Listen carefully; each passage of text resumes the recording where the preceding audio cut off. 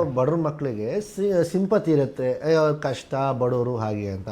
ಶ್ರೀಮಂತರ ಮಕ್ಕಳಿಗೆ ಇರಲ್ಲ. ಈಗ ನಾನು ಯಾರು, ನಾನು ದೊಡ್ಡ ಪುಡುಂಗ, ನಾನು 10-20 ಸಿನಿಮಾ ಮಾಡಿದ್ದೀನಿ. ನನ್ನ first cinema blockbuster hit ಆಗಿತ್ತು. ಈಗ ಚಿಕ್ಕ ವಯಸ್ಸಿಂದ ಒಂದು ಹುಚ್ಚುತನ ಇತ್ತು, ಹೀರೋ ಆಗಬೇಕು, ಸ್ಟಾರ್ ಆಗಬೇಕು ಅಂತ ಹೇಳಿ. ಇಲ್ಲ ಯಾವ ಥರ ಅದನ್ನು ಪದಗಳಲ್ಲಿ ಹೇಳಬೇಕು ಅಂತ ನನಗೇನೆ ಅರ್ಥ ಆಗ್ತಾ ಇಲ್ಲ. ಹೆಚ್ಚು ಕಡಿಮೆ 50-55 ಜನ, ಅದು ನನ್ನಂಥ ಒಬ್ಬ ಹೊಸಬನಿಗೆ ಅದು ಸುಲಭ ಮಾತಲ್ಲ. ಶೋ ಜೊತೆನೂ ಚೆನ್ನಾಗಿದೆ, ಸುದೀಪ್ ಸರ್ ಜೊತೆನೂ ಚೆನ್ನಾಗಿದೆ, ಅಪ್ಪು ಸರ್ ಇರುವಾಗಲೂ ಚೆನ್ನಾಗಿದೆ. ಅವರು ಕಮೆಂಟ್ಸ್ ಮಾಡ್ತಾನೆ ಇರ್ತಾರೆ. ಅವ್ರಿಗೆ ಏನು ಕೆಲಸ, ಕಮೆಂಟ್ ಮಾಡಬೇಕು, ಒಬ್ಬರದ್ದು ಕಾಳು ಇಳಿಬೇಕು. ಹಾಯ್ ಎಲ್ಲ ನಮಸ್ತೆ, ನೀವು ನೋಡ್ತಾ ಇದ್ದೀರಾ KFI ಇನ್ಸೈಡರ್. ನಾನು ನಾಗಬಂಡ್ ಮಾತಾಡ್ತಾ ಇದ್ದೀನಿ. ಓಕೆ, ಇವತ್ತು ನಮ್ಮ ಜೊತೆ ಸ್ಟೈಲಿಶ್ ಸ್ಟಾರ್ ಜಾಹಿದ್ ಖಾನ್ ಅವರು ಇದ್ದಾರೆ. ಬನ್ನಿ ಮಾತಾಡ್ಸ್ತಾ ಹೋಗೋಣ, ಕಲ್ಟ್ ಚಿತ್ರದ ಬಗ್ಗೆ ಮಾತಾಡ್ತಾ ಹೋಗೋಣ. ಹಾಯ್ ಸರ್, ನಮಸ್ತೆ. ನಮಸ್ತೆಪ್ಪ ಸರ್, ಆರಾಮ ಸರ್? ಆರಾಮ್ ಸರ್, ನೀವು ಹೇಗಿದ್ದೀರಾ ಸರ್? ನಾನು ದೊಡ್ಡ ಅಭಿಮಾನಿ ಸರ್, ನಾನು ನಿಮ್ಮ ಪೇಜ್ ತುಂಬ ಫಾಲೋ ಮಾಡ್ತಾ ಇರ್ತೀನಿ ನಾನು. Thank you sir. ಸರ್, ಹೇಗೆ ನಡೀತಾ ಇದೆ ಪ್ರಮೋಷನ್ಸು, ಪ್ರಚಾರ ಎಲ್ಲ ಕಡೆ ಓಡಾಡ್ತಾ ಇದ್ದೀರಾ? ಏನು ಹೇಳ್ತೀರಾ? ಸಿನಿಮಾ ಹತ್ರ ಬರ್ತಾ ಇದೆ, ಜನವರಿ 23ಕ್ಕೆ ರಿಲೀಸು. ಹೇಗಿದೆ ಸರ್ ಪ್ರಚಾರ ಎಲ್ಲ? ಪ್ರಚಾರ ನಿಮ್ಗೆಲ್ರಿಗೂ ಗೊತ್ತಲ್ವಾ ಸರ್, ನೀವೇನೆಲ್ಲ ನೋಡ್ತಾ ಇರ್ತೀರಲ್ಲ. ಚೆನ್ನಾಗಿದೆ, ಎಲ್ಲ ಕಡೆ ರೆಸ್ಪಾನ್ಸ್ ತುಂಬ ಅದ್ಭುತವಾಗಿದೆ. ಎಲ್ಲಿ ಹೋದರೂ ಕೂಡ ಜನ ನುಗ್ಗಿ ಮುಂದೆ ಬರ್ತಿದ್ದಾರೆ. ಜನ ಸಾಗರ ಅಂತಲೇ ಹೇಳ್ಬೋದು. ಎಕ್ಸ್ಪೆಕ್ಟೇಷನ್ ಇತ್ತು ಒಂದು ರೇಂಜ್ಗೆ ಜನ ಬರ್ತಾರ ಅಂತ ಹೇಳಿ. ಈ ಮಟ್ಟಕ್ಕೆ ಬರ್ತಾರ ಅಂತ ನಿರೀಕ್ಷೆ ನಾನು ಇಟ್ಟಿರಲಿಲ್ಲ. ನಿರೀಕ್ಷೆನ ಮೀರಿಸಿ ಜನ ಬರ್ತಿದ್ದಾರೆ ಅಂದರೆ ಸೊ ತುಂಬ ಖುಷಿ ಆಗುತ್ತೆ. ಅದು ಋಣ ಹೆಂಗೆ ತೀರಿಸೋದು ನನಗೂ ಗೊತ್ತಿಲ್ಲ. ಸೊ ಯಾವತ್ತಿದ್ರೂ ನಾನು ಕರ್ನಾಟಕ ಜನದ ಚಿರಋಣಿ ಆಗಿರ್ತೀನಿ.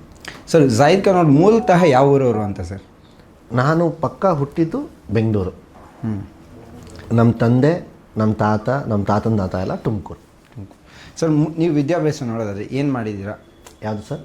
ವಿದ್ಯಾಭ್ಯಾಸ, ಕಾಲೇಜು ಎಲ್ಲ ಏನೇನೆಲ್ಲ ಮುಗಿಸಿಲ್ಲ? ನಾನು ಸೆಕೆಂಡ್ PUC ಪಾಸು. ಅದಾದಮೇಲೆ ನನಗೆ ಎಜುಕೇಷನ್ಗೆ ಜಾಸ್ತಿ ಇಂಟ್ರೆಸ್ಟ್ ಇರಲಿಲ್ಲ, ಸೊ ಅದಕ್ಕೆ ನಾನು ಬಿಟ್ಬಿಟ್ಟೆ.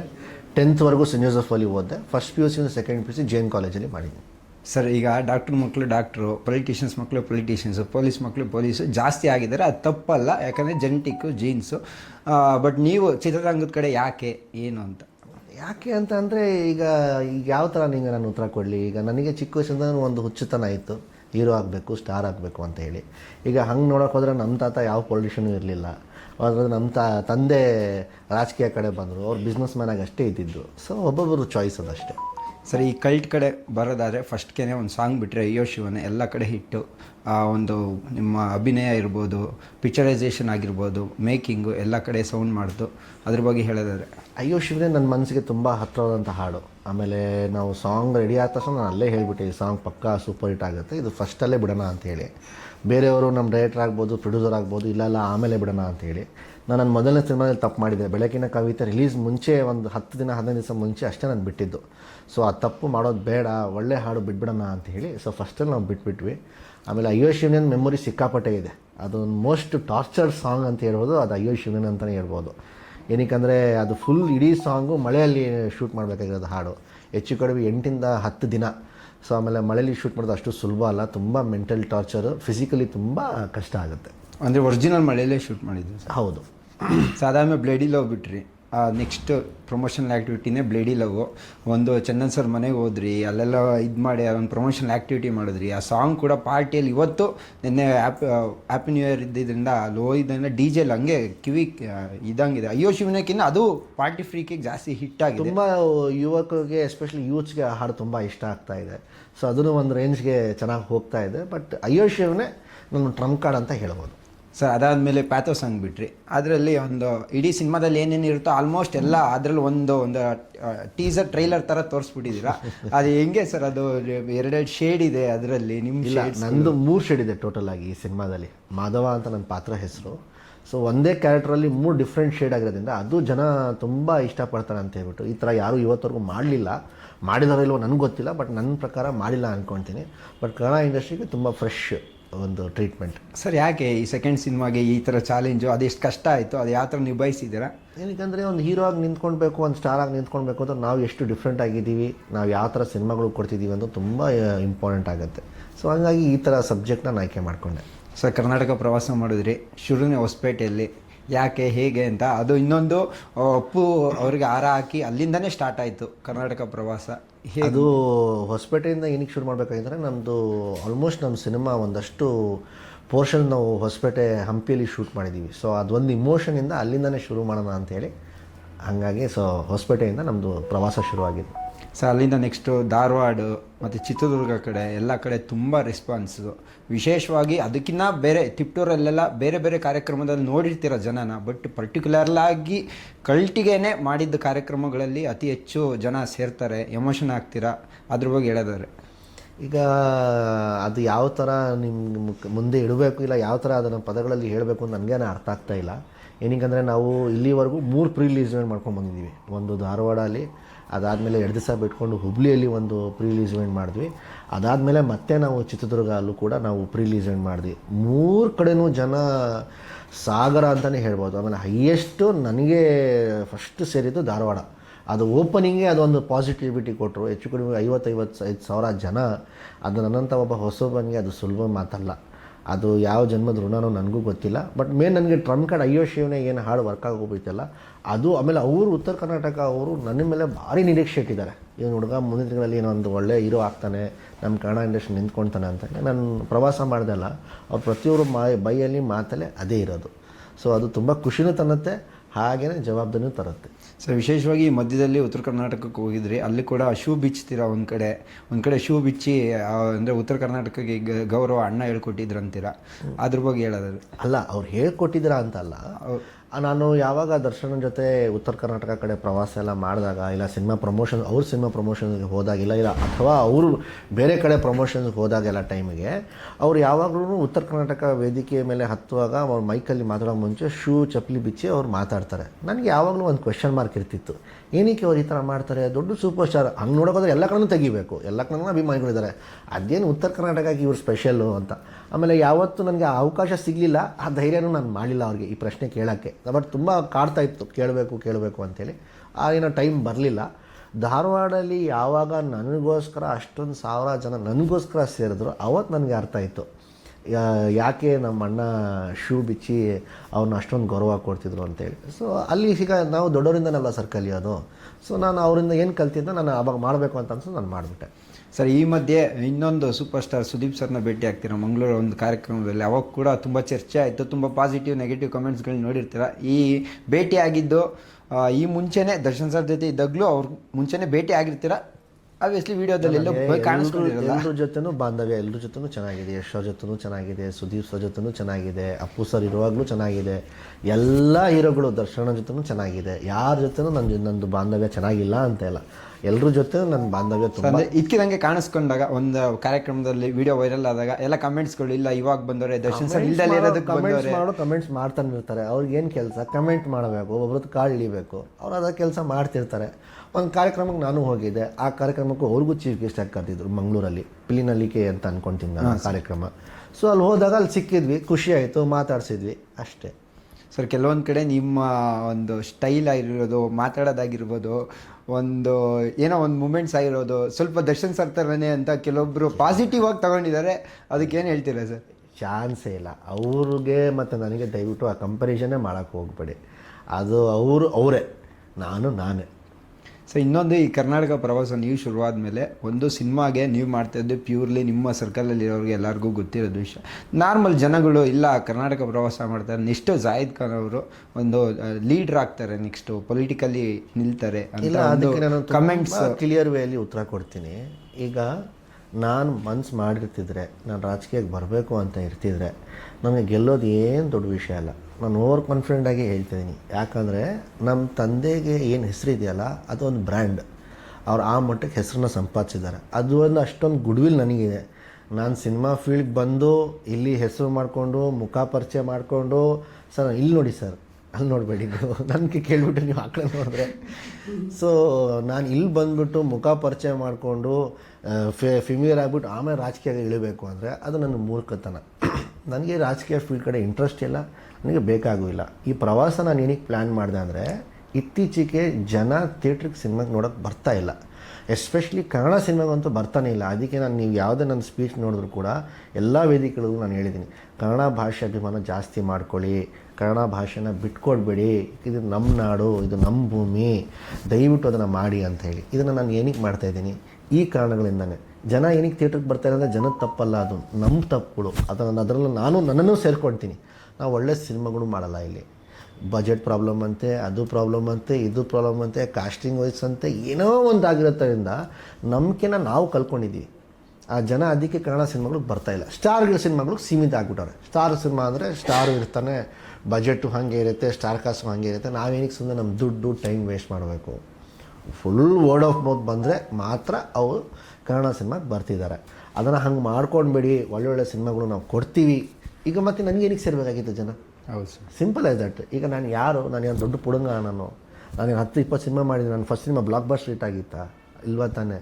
ಆದರೂ ಕೂಡ ಅಷ್ಟು ಸಾವಿರ ಜನ ನನ್ನ ನಿರೀಕ್ಷೆಯಿಂದ ಬರ್ತಿದ್ದಾರೆ ಅಂದರೆ ನಾವು ಟೈಮ್ ಟು ಟೈಮ್ ನಾವು ಏನೇನು ಕಂಟೆಂಟ್ಗಳು ಬಿಟ್ಕೊಂಡು ಬಂದವೋ ಆ ಒಂದು ನಂಬಿಕೆನ ನಾವು ಉಳಿಸ್ಕೊಂಡಿದ್ದೀವಿ ಅಂತ ನನಗೆ ಅನಿಸ್ತು ಅಷ್ಟೇ ಸರ್. ಈಗ ಆ ನಂಬಿಕೆ ಈ ಫಿಲಮಲ್ಲಿ ಯಾವ ಥರ ಕ್ಯಾರಿ ಆಗಿದೆ ಅಂತ ಸರ್? ಅದನ್ನು 23ಗೆ ಅವ್ರು ಉತ್ತರ ಕೊಡ್ತಾರೆ. ನಾನು ಕೊಟ್ಬಿಟ್ರೆ ತುಂಬ ಬೇಗ ಆಗೋಗುತ್ತೆ. 23ಗೆ 12:30 1 ಗಂಟೆಗೆ ಫಸ್ಟ್ ಶೋ ಆಗಿರುತ್ತೆ. ಆವಾಗ ಜನ ಉತ್ತರ ಕೊಡ್ತಾರೆ ಇದ್ರ ಬಗ್ಗೆ. ಸೊ ಒಂದೇ ದಿವಸ ಇಳ್ಕಲ್ಲಲ್ಲಿ ಸರ್ ಒಂದೇ ದಿನ ಇಳ್ಕಲ್ಲಲ್ಲಿ ಒಂದು ಬಸವ ಸ್ಟ್ಯಾಚ್ಯೂಗೂ ಹೋಗಿ ಆಗ್ತೀರಾ, ಮಠಕ್ಕೆ ಹೋಗ್ತೀರಾ, ಅದೇ ದಿವಸ ದರ್ಗಕ್ಕೂ ಹೋಗ್ತೀರಾ. ಅಂದರೆ ಸಮಾನತೆಯಾಗಿ ನೋಡಿದ್ದೀರ ಎಲ್ಲ ದೇವ್ರುಗಳನ್ನ. ನಾನು ಎಲ್ಲಿಂದ ಯಾರು ಪ್ರೀತಿಯಿಂದ ಕರೆದ್ರು ಕೂಡ ಸರ್, ನಾನು ನಂಬ್ತೀನೋ ಬಿಡ್ತೀನೋ ಅದು ನನಗೆ ಬಿಟ್ಟಿದ್ದು ಅಲ್ವಾ. ಬಟ್ ನಾನು ಎಲ್ರಿಗೂ ಗೌರವ ಕೊಡ್ತೀನಿ, ನಾನು ಎಲ್ರಿಗೂ ರೆಸ್ಪೆಕ್ಟ್ ಕೊಡ್ತೀನಿ. ದೇವಸ್ಥಾನಕ್ಕೆ ಕರೆದ್ರೂ ಹೋಗ್ತೀನಿ. ಯಾರು ಗುರುಗಳು ಅಂತ ತಕ್ಷಣ ಅವ್ರ ಹತ್ರ ಹೋಗ್ಬಿಟ್ಟು ಅವ್ರ ಆಶೀರ್ವಾದ ತೊಗೊಂಡು ಬರ್ತೀನಿ ನಾನು ಅಷ್ಟೇ. ಅದರಲ್ಲಿ ಯಾವುದು ಭೇದ ಭಾವ ಇಲ್ಲ ಸರ್. ಹಂಗಂದ್ರೆ ನೀವು ಅಂದರೆ ಈ ರಿಲಿಜಿಯನ್ ದೇವ್ರ ಮೇಲೆ ಒಂದು ಭಕ್ತಿ, ತುಂಬ ಭಕ್ತಿ ಇದೆ ನನಗೆ. ಆ ಭಕ್ತಿಗೆ ಆ ನಿಯತ್ತಾಗಿ ಏನಿರಬೇಕು ಅದನ್ನು ಮಾಡ್ತೀನಿ. ಬಟ್ ನಾವು ಇಂಡಿಯಾದಲ್ಲಿರೋದ್ರಿಂದ ಎಲ್ಲ ಸಮಾಜದವರು ಒಟ್ಟಿಗೆ ಇರೋದ್ರಿಂದ ನಾವು ಎಲ್ಲರನ್ನ ಒಟ್ಟಿಗೆ ಇದನ್ನ ಮಾಡ್ಕೊಂಡು ಹೋಗಬೇಕು. ನಾನು ಇಲ್ಲಿಗೆ ಹೋಗಲ್ಲ, ಅಲ್ಲಿಗೆ ಹೋಗಲ್ಲ, ನೀನು ಇಲ್ಲಿಗೆ ಸೀಮಿತ ಅಂದರೆ ತಪ್ಪು. ನೀವು ಇಂಡಿಯಾದಲ್ಲಿ ಇರಬಾರ್ದು, ಕರ್ನಾಟಕ ಬಿಟ್ಟಾಕಿ ಇಂಡಿಯಾದಲ್ಲಿ ಇರಬಾರ್ದು. ಸೊ ಇನ್ನೊಂದಿದೆ ಅಂದರೆ ಈ ರೀಸೆಂಟ್ ಟೈಮ್ಸಲ್ಲಿ ಏನಾಗಿದೆ ಅಂದರೆ ಎಲ್ಲ ಪೊಲಿಟಿಷಿಯನ್ಸ್ ಮಕ್ಕಳು ಸಿನಿಮಾ ಮಾಡ್ತಾರೆ, ಅವ್ರಿಗೇನಿದೆ ಬಿಡುಪ ದುಡ್ಡು ಇದೆ ಬಂದು ಮಾಡ್ತಾರೆ ಅನ್ನೋ ಒಂದು ಮಾತು, ಒಂದು ಕಮೆಂಟ್ಸು, ಅದು ಎಲ್ಲೋ ಒಂದು ಕಡೆ ನಿಮ್ಗೂ ಒಂದೊಂದು ಎಲ್ಲ ಅಭಿಪ್ರಾಯ ಇದೆ ಜನಗಳಲ್ಲಿ. ಅದಕ್ಕೆ ಏನು ಆನ್ಸರ್ ಮಾಡೋಕ್ಕೆ ಇಷ್ಟಪಡ್ತಿದ್ದಾರೆ? ಏನು ಆನ್ಸರ್ ಕೊಡಲಿ ನಾನು? ನೀವು ಹೇಳ್ಬೇಕು ಸರ್. ಆ ಥರ ಎಕ್ಸಾಂಪಲ್ ತುಂಬ ಇದೆಯಲ್ಲ, ಅದಕ್ಕೆ ಅವ್ರುಗಳು ಹಂಗೆ ಹೇಳ್ತಾವ್ರೆ ಅಷ್ಟೇ, ಬೇರೆ ಏನಿಲ್ಲ. ಅಂದರೆ ಈಗ ತುಂಬ ಜನ ಬಂದಿರೋದ್ರಿಂದ, ಈಗ ಸೇಮ್ ನೀವು ಪೊಲಿಟಿಷಿಯನ್ ಮಗ ಆಗಿರೋದ್ರಿಂದ ಆ ಥರ ನಿಮಗೂ ಒಂದು ಕಮೆಂಟ್ ಇದೆ, ಅದನ್ನು ಯಾವ ಥರ ತಪ್ಪಿಸ್ಬೇಕಂತ. ತಂದೆ ಸಪೋರ್ಟ್ ಇದ್ದಿದ್ದೆ ಬಹುಶಃ ಇನ್ನೂ ಬೇರೆ ಲೆವೆಲ್ಗೆ ಲಾಂಚ್ ಆಗ್ತಿದ್ದೆ ನಾನು. ಅವ್ರ ಸಪೋರ್ಟ್ ಇರಲಿಲ್ಲ ನನಗೆ. ಸೊ ನನ್ನ ಕೈಲಿ ಏನಾಯಿತು, ನನ್ನ ಕೈಲಿ ಏನು ಮಾಡೋಕ್ಕಾಗ್ತಿದೆ ಅದನ್ನು ನಾನು ಮಾಡ್ಕೊಂಡು ಮುಂದೆ. ತಂದೆಗೆ ಏನಾಗಬೇಕಂತ ಇಷ್ಟ ಸರ್? ತಂದೆಗೆ ಬಿಸ್ನೆಸ್ ಮ್ಯಾನ್ ಆಗಿರಬೇಕು ಅಂತ ಇಷ್ಟ. ಅವ್ರಿಗೆ ರಾಜಕೀಯಕ್ಕೆ ಬರಬೇಕು ಇಷ್ಟ ಇಲ್ಲ. ಅವ್ರು ಚಿಕ್ಕ ವಯಸ್ಸಲ್ಲಿ ನನಗೆ ಹೇಳ್ಬಿಟ್ಟಿದ್ರು, ಯಾವುದೇ ಕಾರಣಕ್ಕೂ ನೀನು ರಾಜಕೀಯ ಕಡೆನೂ ಬರೋಕ್ಕೆ ಹೋಗ್ಬೇಡ ಅಂತೇಳಿ. ಸರ್ ರೀಸೆಂಟ್ ಒಂದು ಪ್ರೆಸ್ ಮೀಟಲ್ಲಿ, ಒಂದು ಡಿಸ್ಟಿಕ್ ಪ್ರೆಸ್ ಮೀಟಲ್ಲಿ ಹೇಳ್ತೀರಾ ಅಂದರೆ ದರ್ಶನ್ ಸರ್ ಆಚೆ ಬರ್ತಾರೆ ಫೆಬ್ರವರಿಗೆ, ಬರಲಿಲ್ಲ ಅಂದರೆ ನಾನೇ ಜೈಲ್ ಹತ್ರ ಹೋಗಾದ್ರೆ ಒಂದು ಆಶೀರ್ವಾದ ತಗೊಂಬರ್ತೀನಿ ಅಣ್ಣದು ಅಂತ. ಇದು ಎಲ್ಲಿಗೆ ಬಂದಿದೆ, ಯಾವ ಥರ ಗೊತ್ತಿಲ್ಲ ಸರ್ ನನಗೆ ನಿರೀಕ್ಷೆ, ನನ್ನ ಮಾಹಿತಿ ಪ್ರಕಾರ ನಾನು ಲಾರ್ಗಳು ಹತ್ರ ಚರ್ಚೆ ಮಾಡ್ಕೊಳ್ಳುವಾಗ ಜನವರಿಯಲ್ಲಿ ಸಿಗುತ್ತೆ ಅನ್ನೋ ಒಂದು ನಿರೀಕ್ಷೆ ಅವ್ರು ನನಗೆ ಹೇಳಿದ್ರು. ಆ ನಿರೀಕ್ಷೆಯಲ್ಲಿ ನಾನು ಮಾಧ್ಯಮ ಮುಂದೆ ನಾನು ಹೇಳಿದೆ ಈ ಥರ ಜನವರಿಗೆ ಅವ್ರು ಬರ್ಬೋದೇನೋ ಅಂತ ಹೇಳಿ. ಸೊ ಆ ಒಂದು ಖುಷಿನ ನಾನು ಹಂಚ್ಕೊಂಡೆ. ಅಕಸ್ಮಾತ್ ಅಲ್ಲಿ ನೆಕ್ಸ್ಟ್ ಸ್ಟೇಟ್ಮೆಂಟ್ ನೀವು ಕೇಳೋದೇ ಇಲ್ಲ, ಫಸ್ಟ್ ಸ್ಟೇಟ್ಮೆಂಟ್ಗೆ ಅಲ್ಲಿ ಹಾಕಾಗ್ಬಿಡ್ತೇವೆ ನೀವುಗಳು. ಸೆಕೆಂಡ್ ಸ್ಟೇಟ್ಮೆಂಟ್ ನಾನು ಹೇಳಿದೆ, ಅಕಸ್ಮಾತ್ ಅವ್ರು ಬರಲಿಲ್ಲ ಅಂದರೆ ನಾನಂತೂ ಹೋಗ್ಬಿಟ್ಟು ಅವ್ರ ಆಶೀರ್ವಾದ ತೊಗೊಂಡು ಬರ್ತೀನಿ ನಾನು. ಏನಕ್ಕೆ ಸುಮ್ಮನೆ ಬಾಯಿ ಮಾಜಿ ಅಣ್ಣ ಹೇಳೋದಲ್ಲ. ಅದಕ್ಕೆ ಅದನ್ನು ನನ್ನ ತಮ್ಮ ಆಗಿ ನಾನು ಏನು ಕರ್ತವ್ಯಗಳಿದೆ ನಾನು ಖಂಡಿತ ಮಾಡ್ತೀನಿ. ಹೋಗ್ತೀರಾ ಸರ್? ಖಂಡಿತ ಹೋಗ್ತೀನಿ. ಸೊ ಶಿವಮೊಗ್ಗದಲ್ಲಿ ನಿಮ್ಮ ತಂದೆಯವ್ರ ಫೋಟೋ ಕೊಡ್ತಾರೆ, ತುಂಬ ಎಮೋಷ್ನಲ್ ಆಗ್ತಾರೆ. ಬಟ್ ತಂದೆಯವ್ರು ಎಲ್ಲೂ ಕಾಣಿಸ್ತಾ ಇಲ್ಲ ಯಾವುದೇ ಇದರಲ್ಲಿ ಪ್ರಚಾರದಲ್ಲಿ ಅಂತ ಜಮೀರ್ ಸರ್ ಅಭಿಮಾನಿಗಳು ಕಮೆಂಟ್ ಆಗ್ತಾಯಿದ್ದಾರೆ ಬಂದು. ಅದಕ್ಕೆ ಯಾವಾಗ ಬರ್ತಾರೆ, ಯಾವಾಗ ಒಂದು ಸತಿ ಅಂದರೆ ಲಾಸ್ಟ್ ಟೈಮ್ ಒಂದು ಇವೆಂಟಿಗೆ ಬಂದಿದ್ದರು, ಇವಾಗ ಯಾವ ಇವೆಂಟಿಗೆ ಬರ್ತಾರೆ? ಬರಲ್ಲ ಅಂದ್ಕೊಳ್ತೀನಿ. ಅದು ಓದ್ ಸಿನಿಮಾದ ಇವೆಂಟ್ ಬಂದಿದ್ದೆ, ಅದು ದರ್ಶನ ಫೋರ್ಸ್ ಮಾಡಿದ್ದಕ್ಕೆ. ಇಲ್ಲ ನೀವು ಬರಲೇಬೇಕು, ಇಲ್ಲ ಅಂದರೆ ಚೆನ್ನಾಗಿರಲ್ಲ ಅನ್ನೋ ಒಂದೇ ಒಂದು ಕಾರಣಕ್ಕೆ.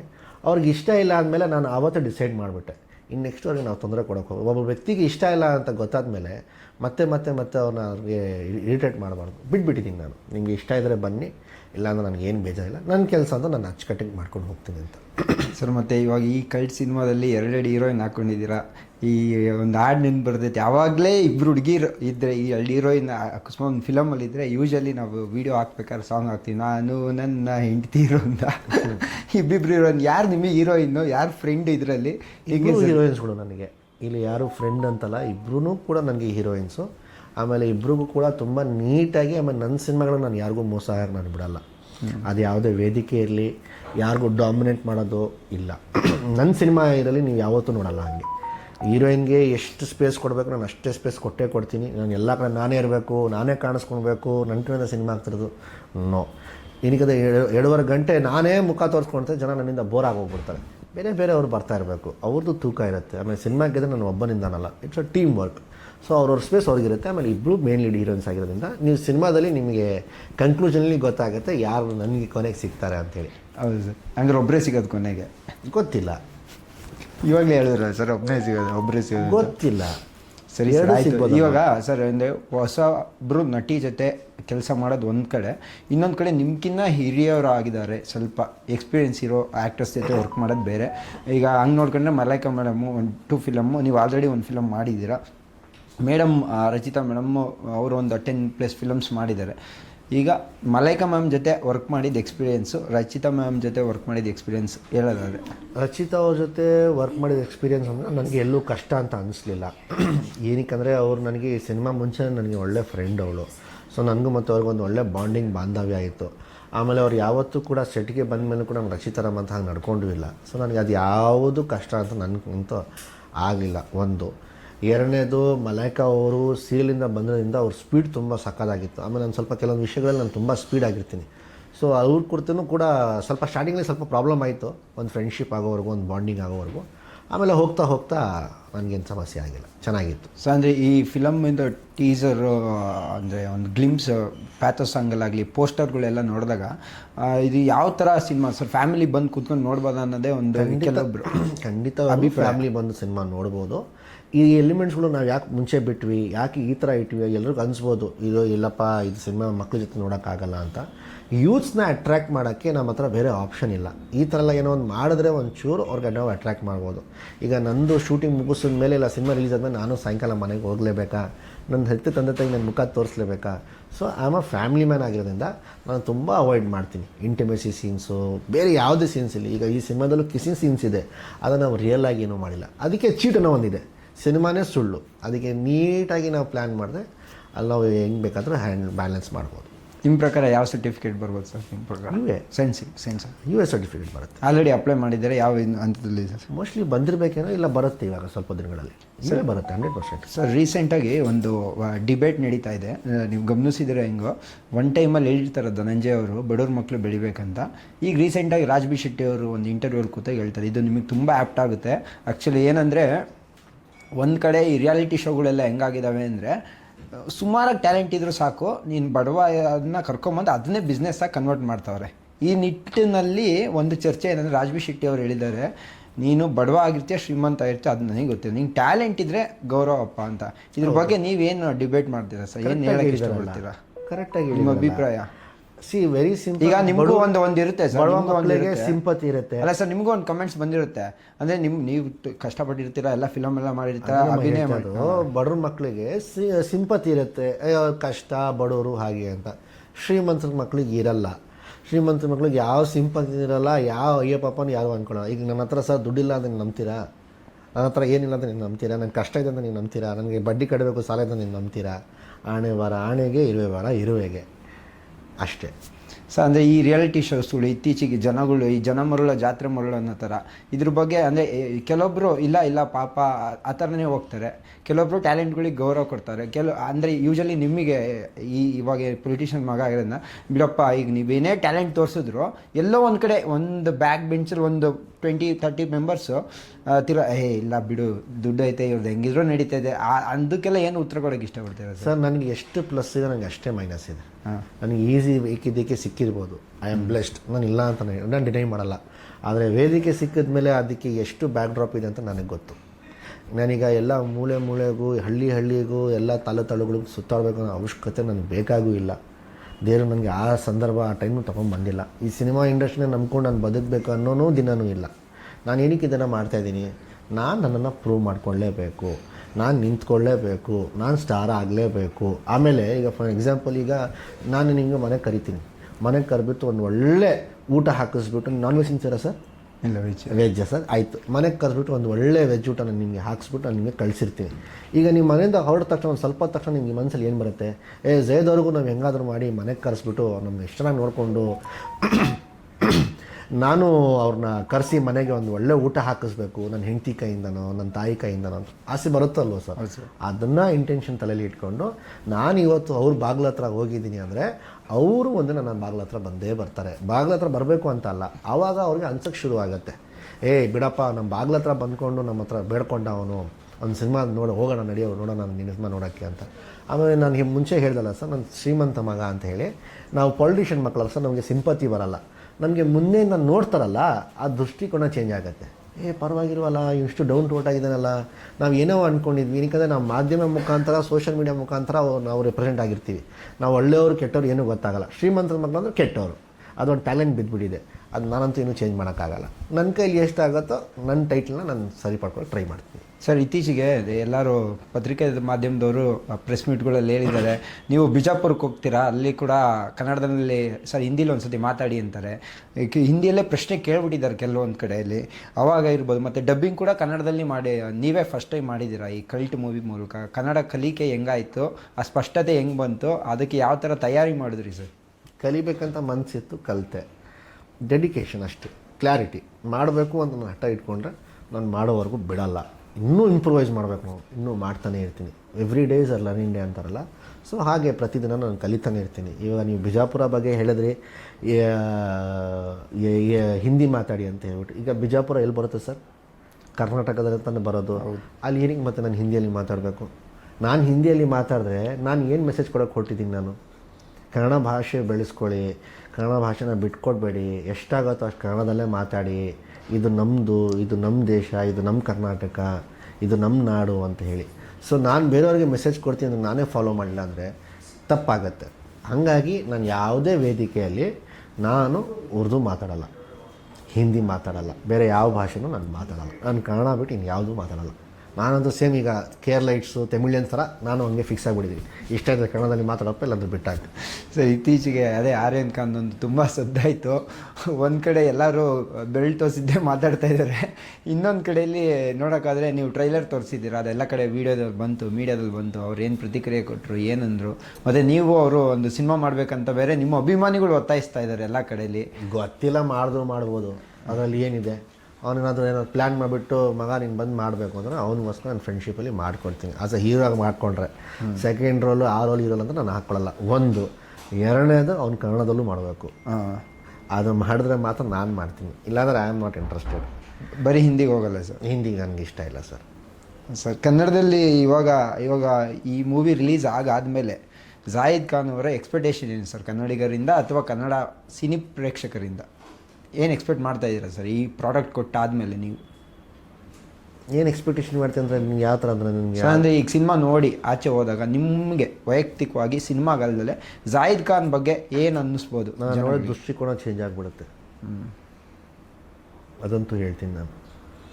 ಸರ್, ಕಲ್ಟ್ ಸಿನಿಮಾ ನೋಡೋಕೆ ಬಂದಂತೂ ಫಿಕ್ಸ್ ಆಗಿಬಿಡುತ್ತೆ. ನೆಕ್ಸ್ಟ್ ನನಗೆ ಯಾವುದೇ ಸಿನಿಮಾ ಇಂಟರ್ವ್ಯೂಗೆ ಆಗೋದು, ನಾನು ಎಲ್ಲೇ ಸಿಕ್ಕಿದ್ರು ನೀವು ರಾಜಕೀಯ ಅಂತೂ ಹೋಗಲ್ಲ ಬಿಡಿ ಸರ್ ಅಂತ ಫಿಕ್ಸ್ ಆಗಿಬಿಡ್ತೀನಿ. ನೀವುಗಳೇ ಫಿಕ್ಸ್ ಆಗಿಬಿಡ್ತೀರ, ಅದು ಫಿಕ್ಸ್ ಅದಕ್ಕೆ ಫುಲ್ ಸ್ಟಾಪ್ ಹಾಕ್ತೀನಿ ನಾನು ಆ ಪ್ರಶ್ನೆಗೆ.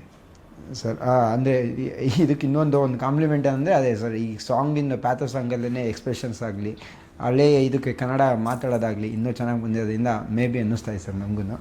ಆಮೇಲೆ ಇನ್ನೊಂದು ಸರ್, ಅಂದರೆ ಕಲ್ಟ್ ಸಿನಿಮಾದಲ್ಲಿ ಪರ್ಟಿಕ್ಯುಲರ್ ಆಗಿ ಸರ್, ಈಗ ತುಂಬ ಸಿನಿಮಾಸ್ಗಳು ನೋಡ್ತಾ ಇದ್ದಾರೆ, ಅಪ್ಡೇಟ್ ಆಗಿಬಿಟ್ಟಿದ್ದಾರೆ ಜನ ಎಲ್ಲ. 2016 ಆದಮೇಲೆ, ಜಿಯೋ ಬಂದಮೇಲೆ, ಮತ್ತು ಲಾಕ್ಡೌನ್ ಆದಮೇಲಂತೂ ಫ್ರೀ ಇಂಟರ್ನೆಟ್ಟು ನೋಡಿ ವರ್ಲ್ಡ್ ವೈಡ್ ಸಿನಿಮಾ ನೋಡೋಕ್ಕೆ ಶುರು ಮಾಡಿಬಿಟ್ಟಿದ್ದಾರೆ. ಆ ನಿಟ್ಟಿನಲ್ಲಿ ನೋಡೋಕೆ ಹೋದರೆ ಕಲ್ಟ್ ಮೂವಿಯಲ್ಲಿ ಏನು ವಿಶೇಷತೆ ಏನಿದೆ ಅಂತ? ಸರ್, ಈ ಸಿನಿಮಾ ನಾವು ಕತೆ ಆಯ್ಕೆ ಮಾಡ್ಕೊಳ್ಳುವಾಗ ಈ ಒಂದು ಘಟನೆ ಈ ಹುಡುಗನ ಮೇಲೆ ನಡೆಯುತ್ತೆ. ಈ ಮಾಧವ ಅನ್ನೋ ನನ್ನ ಕ್ಯಾರೆಕ್ಟರ್ ಹೆಸರು ಇದರಲ್ಲಿ ಅವನೊಂದು ಘಟನೆ ನಡೆಯುತ್ತೆ. ಆ ಘಟನೆ ನಾನು ಇವತ್ತು ಬರ್ತು ಕೊಡ್ತೀನಿ.